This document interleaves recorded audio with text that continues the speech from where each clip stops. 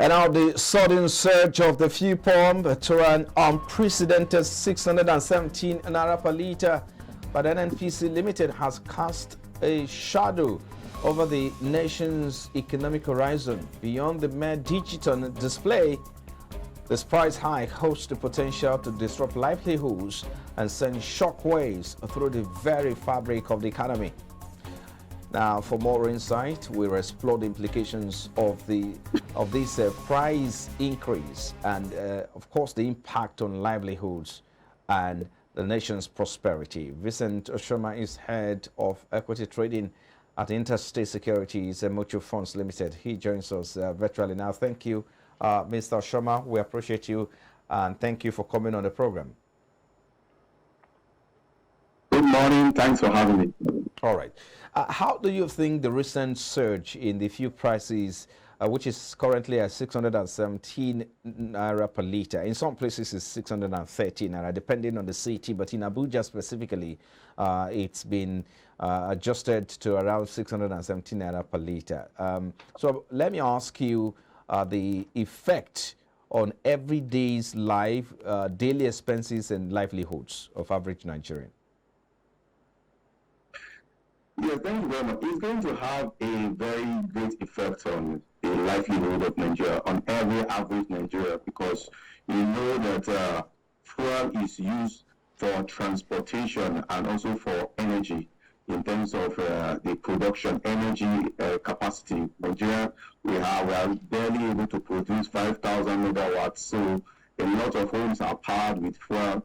And a lot of businesses are powered with fuel, coupled with transportation. The major means of transportation is the vehicles, the buses, and they are powered with fuel. So it's going to affect both movement and affect the cost of things. Also, transportation of goods, as a result of the increase in fuel price, increase in transportation will result in increase in the price of goods. So it's going to affect the every fabric of the country. That's just it. And already people are already feeling the impact and already complaining about it.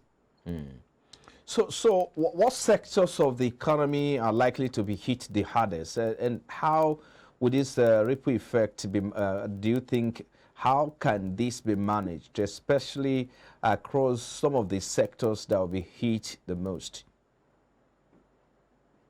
Like I said, it's going to affect almost every sector, because transportation of goods and services, transportation of goods and products affect almost all the sectors. So with the increase in fuel price, definitely is going to affect the increase in transportation, as well as it's going to affect the disposable income of the average Nigerian. Definitely, it will affect investment, affect cost of things and everything. That's why you can hardly remove any sector that will not really be affected by this hike.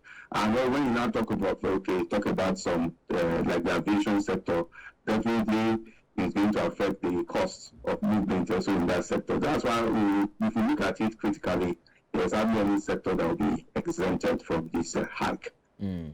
With the economy already grappling with various challenges, of course, this increase will compound, the situation. So, what measures do you think the government is considering? I know the government has talked about the cash transfer of 8,000 naira on a monthly basis to average Nigerians or vulnerable Nigerians. But again, some people have criticized that approach, that is not sustainable. So what are your thoughts about this? Yeah, beyond the sustainability of the plan, the fact that you are talking about 8,000 naira, which every Nigerian will say is small, then the next thing is that you are talking about 12 million Nigerians being covered. And based on reports, we have over 100 million Nigeria that are regarded as poor. So we are only talking about a very small part of that amount, and we are giving them 8,000, which I don't think it will really make much impact in their life. And how far are we going to go with that? I think the major area that you can actually make an impact with this issue in trying to reduce the impact of the subsidy is looking at how we can subsidize transportation, especially in major cities and interstate transportation, because like I said, the main area that will be impacted is transportation. I think if we are able to do something about reducing cost of transportation, I think it will control the impact it will have on the average Nigeria. Then also look at energy. In what way can we be able to reduce energy, especially for the poor in some poor areas? I think that will also go a long way in be able to cushion the effect of this hike.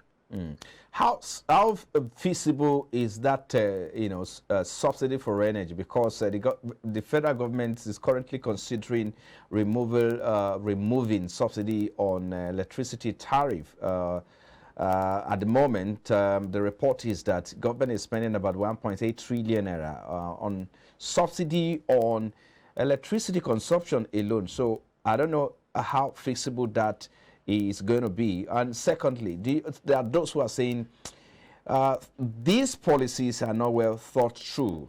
Otherwise, by now, we should have sustainable plans on ground to address the effect of the impact. So talk to us about this. What are your thoughts? Do you think these policies were thought through before they were actually carried out? It is obvious that they were not thought through. It's like they put the cart before the horse.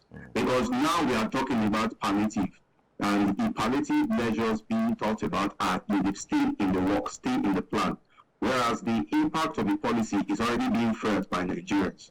Nigerians moved from 185, initially moved to about 488 to 500.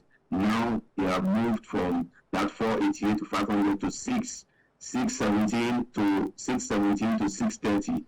And definitely there will still be a movement, because now if the price of fuel is going to be determined by market forces. And once there is an increase in the price of oil in international market, because oil is an international product, you will also see a change in that price. Also coupled with the fact that it is being imported, once that the naira has been the exchange rate has been unified. When there is an increase, there is no longer different exchange rates. When there is an increase in exchange rate, we'll see it will also impact the cost of fuel. So we're going to see this. So I think there's no real thought that went into it, trying to look at ways of cushioning the effect. But now they are only talking about the plans and what they are going to do. And initially they came up with 8,000 for 12 million Nigerians, and when they saw the reaction of people, they said, okay, they are going to look at it. It tells you that it was not well thought through. They didn't look at the impact and look at how they can mitigate those impacts, and that's why we are having these issues. Yes, it is desirable when people talk about removing subsidy, and it is desirable when you look at the fact that government cannot afford to pay for this subsidy. I think there should be a way of going about it. And initially there talks about, okay, are they going to go for full removal or partial removal, looking at the effect. If you look at it very well, a lot of thought people go into it for a blanket removal, and that's why we are where we are now. Let's look at implications of this price hike on inflation rate. If you look at the June inflation rate rising as high as 24.79% from 24.41% the previous month. So how worse can inflation rate get in the coming days? And let's talk about how the government can maintain price stability in essential goods and services. I mean, take a look at the declaration of the state of emergency in the food sector, and the conversation came around how the government can stabilize prices of food. But do you think that is feasible where the law of demand and supply is at force or is at work?